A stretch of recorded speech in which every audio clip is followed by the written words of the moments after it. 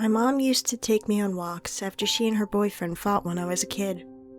We'd walk around our little town, and eventually wander out to the park at the edge of town. Those walks were one of the few pleasant memories of my childhood. My infantile memory remembers the idyllic summer walks at twilight, with crickets singing all around like they were scoring a childhood that was less traumatic. The odd thing is, I can't remember the weather, the season, or the day my mom disappeared. All I can remember is the carousel. We came upon it at the edge of town, right against the start of the woods. The carousel's whimsical music drifted out from its ceramic horses and chariots. It was just like any carousel you've ever seen at a fair or amusement park. Classic ceramic horses and sleighs, bulb lights, mirrored walls. Except the thing was sitting in an empty field next to the woods. I begged my mom to let us take a ride. I still feel guilty about that. The carousel slowed when we approached. I found a white horse with a gold saddle and my mom jumped onto a horse right next to me. The last thing I remember of my mom was seeing her long red hair flowing in the wind, her mouth open, smiling and laughing as the carousel picked up speed. It was like the thing had completely washed away the hysterical fight I had just heard her have.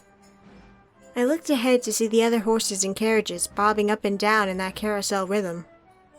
Then I looked back to my mom's horse, but she was gone.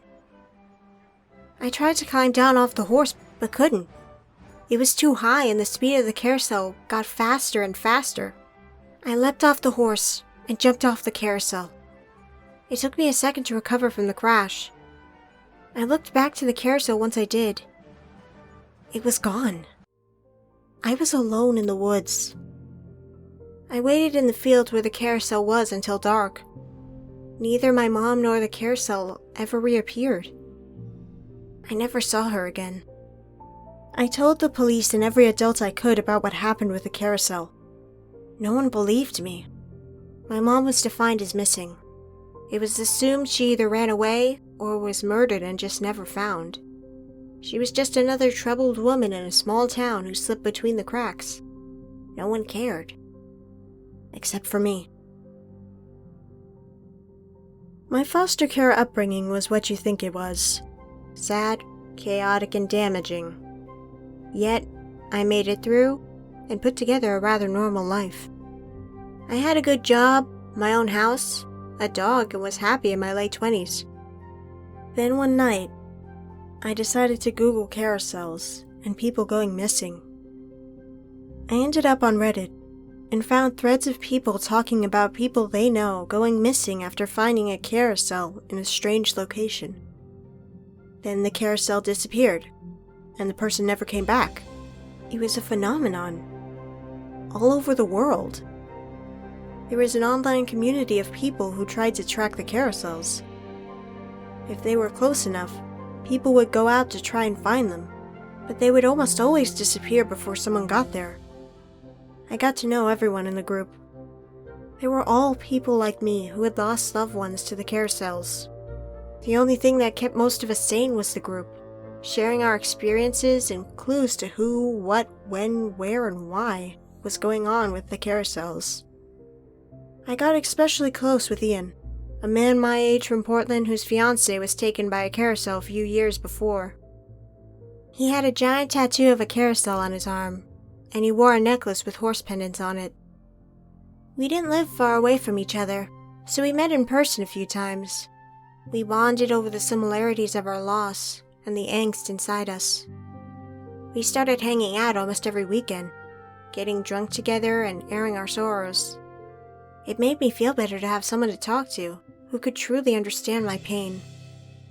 Ian was just so much like me. He even shared song lyrics to the name of which I can't even remember, but summed us both up. Your composure is so much greater, and you hold yourself so well. Inside you cling to pieces of a broken carousel. We'd blast the song and sing the line out with all the strength of our lungs, but we'd be so blackout drunk I couldn't remember what the song even was. I think my chaotic upbringing and laser focus on just succeeding in life and finding stability prevented me from truly making friends. It sounds pathetic, but even though Ian and I had only hung out a handful of times, he had become my best friend, and it felt great. It hurts me too much to go more into my friendship with Ian. He was like the big brother I wished I always had. The perfect way to sum up our dynamic was something that still sends tingles down my spine. I told Ian one night that one of the things I remember my mom doing was when I was very young and scared of the dark, and my bedroom and going to bed. She would wheel a TV into the hallway outside my bedroom and play old Nintendo games she loved from her own upbringing until I fell asleep. That old Mario soundtrack still soothes me like nothing else. One night I talked about struggling to sleep again, feeling scared of something. Ian showed up that weekend with his PlayStation and set it up in my living room outside of my bedroom and played into the night. He came back during the week and did the same thing for a few nights. He even played old Mario games to help soothe me. A carousel was spotted near me a few months into me joining the group. Ian and I drove out to it in the middle of the night. A few of the other members of the group were close enough to join as well. We found the carousel spinning and singing its whimsical song out into the world as the sun rose in a wheat field. We ran out to the carousel and jumped on. The carousel revved up to an incredible speed, and pretty soon we were spinning so fast it was almost impossible to hold on. My mind started to go into a trance.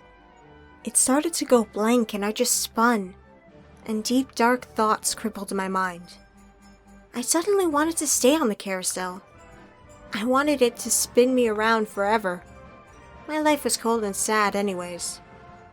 I let go of the pole I was hanging onto and let the carousel just take over. I was lost in the spin for a few moments, and then I felt my arm get yanked. I found myself on the ground next to the carousel.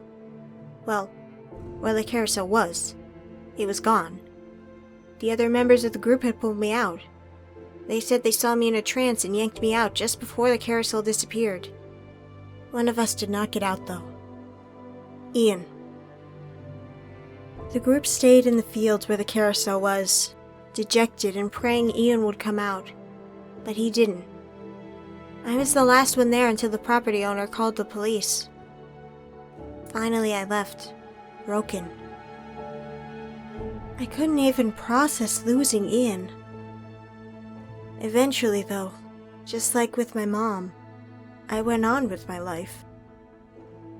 Then one night I came home and found something on the doormat of my front door. A little silver horse. One of the ones from Ian's necklace. Ian was still out there.